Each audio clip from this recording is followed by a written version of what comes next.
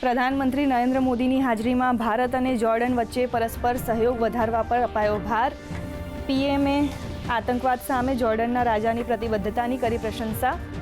તો આજે પ્રધાનમંત્રી જોર્ડન ભારત વ્યાપાર મંચમાં પણ લેશે ભાગ.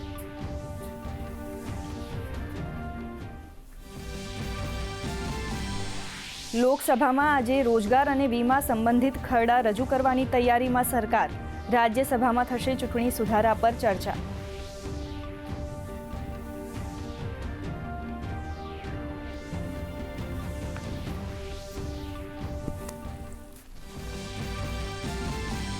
પશ્ચિમ બંગાળ, રાજસ્થાન, ગોવા, પુડુચેરી અને લક્ષદ્વીપમાં આજે બહાર પાડવામાં આવશે ડ્રાફ્ટ મતદાર યાદી. રાજકીય પક્ષોને અપાશે હાર્ડ કોપી. નિર્ધારિત સમય મર્યાદામાં રજૂ કરી શકાશે દાવા અને વાંધા.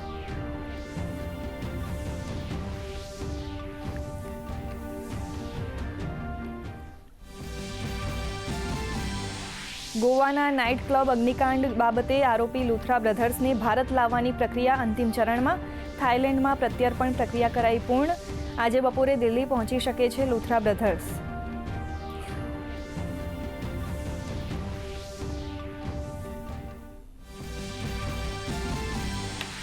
સંયુક્ત રાષ્ટ્ર સુરક્ષા પરિષદમાં ભારતે કરી પાકિસ્તાનની કડક શબ્દોમાં આકરી ટીકા.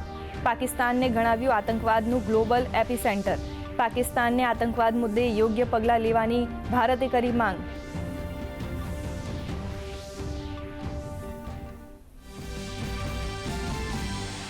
રાજ્યમાં શાળા આરોગ્ય રાષ્ટ્રીય બાળ સ્વાસ્થ્ય કાર્યક્રમ થકી 4.5 કરોડથી વધુ બાળકોએ લીધો આરોગ્ય સેવાનો લાભ.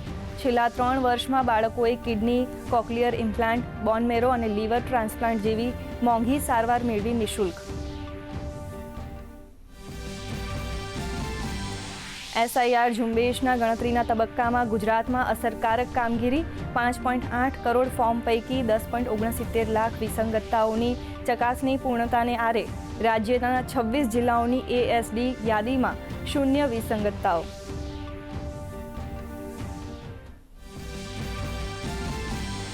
રાજ્યમાં ઠંડીમાં જોવા મળી રહ્યો છે ઘટાડો. નલિયામાં રાજ્યમાં સૌથી ઓછું 11.2 ડિગ્રી લઘુત્તમ તાપમાન. તો અમદાવાદમાં 15.4, ગાંધીનગરમાં 15.3, તો વડોદરામાં નોંધાયું 11.8 ડિગ્રી લઘુત્તમ તાપમાન.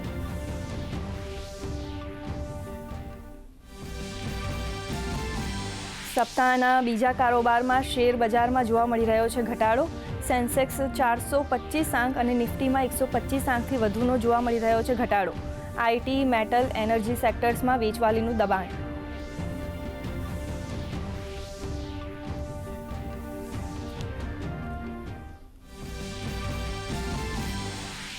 આજે અબુધાબીમાં યોજાશે આઈપીએલ 2026નું મિની ઓક્શન. લગભગ 350 ખેલાડીઓના ભાવિનો થશે નિર્ણય. 77 સ્લોટ ભરવાનો પ્રયાસ કરશે 10 ટીમો.